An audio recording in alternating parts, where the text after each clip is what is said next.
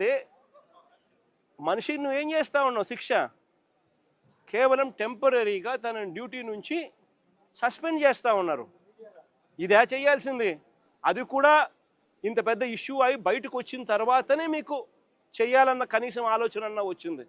ఇది బయటికి రాకపోయినంటే అది కూడా ఆలోచన కూడా వచ్చేది కాదు. ఒకవైపున ఇంత హేయమైన కార్యక్రమం జరిగింది అని అంటే ఆ సిఐని, ఆ బాధితుడైన ఏసీపీని, ఆ బాధ్యులైన కమిషనర్ను, వీళ్ళందరినీ డీజీపీ వరకు కూడా మర్డర్ కేసు ఛార్జ్ చేసి స్టేషన్లలో పెట్టాల్సింది పోయి కేవలం ఒక సిఐని టెంపరీగా సస్పెన్షన్. అంటే దాని అర్థం ఏంది? అందరూ పగడ్బందీగా కలిసికట్టుగా నేరం చేసి తూతూ మంత్రంగా కంటి తుడుపు చర్యగా కేవలం టెంపరీగా ఒక అధికారిని తప్పించినారు. ఇదా ఈ రాష్ట్రంలో మనం చూడాల్సింది? తప్పు చేస్తే ఆ పిల్లాడి వయసు ఎంత? 23 ఏళ్ళు. అంటే వీళ్ళంతా చిన్నపిల్లలే.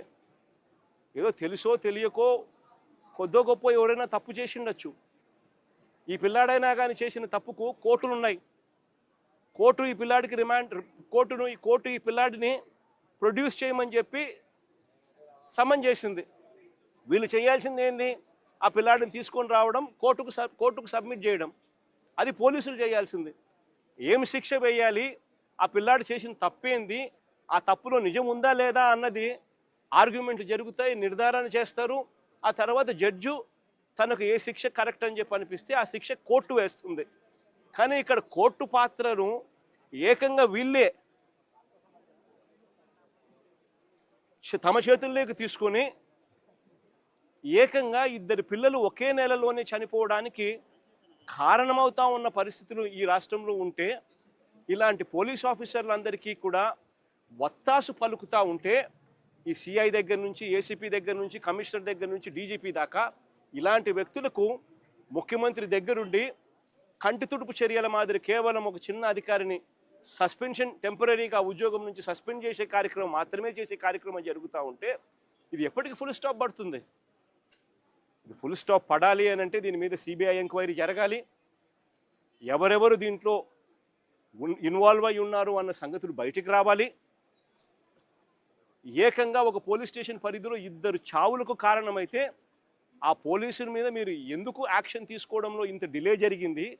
చివరికి మీరు యాక్షన్ తీసుకుంది కంటి తుడుపు చర్యగా కేవలం సస్పెన్షన్ మాత్రమే, టెంపరీగా ఉద్యోగం నుంచి పక్కన పెట్టిన పరిస్థితులు మాత్రమే చేశారు అని అంటే దాని అర్థం ఇది ఒక్కరితో కాదు, ఇది ఒక సిస్టమేటిక్ పద్ధతిలో జరుగుతూ ఉన్న క్రైమ్ అని.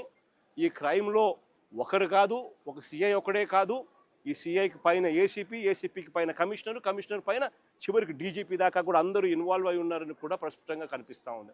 కాబట్టి ఖచ్చితంగా సిబిఐ ఎంక్వైరీని ఖచ్చితంగా డిమాండ్ చేస్తూ ఉన్నాము. డిమాండ్ చేయడమే కాకుండా న్యాయ పోరాటంలో ఈ తల్లికి, ఆ చనిపోయిన ఇంకొక పిల్లాడి కుటుంబానికి న్యాయ పోరాటంలో వాళ్ళకు సంపూర్ణంగా తోడుగా వైఎస్ఆర్ కాంగ్రెస్ పార్టీ సంపూర్ణంగా వాళ్ళకు తోడుగా ఉంటుందని కూడా ఈ సందర్భంగా ఖచ్చితంగా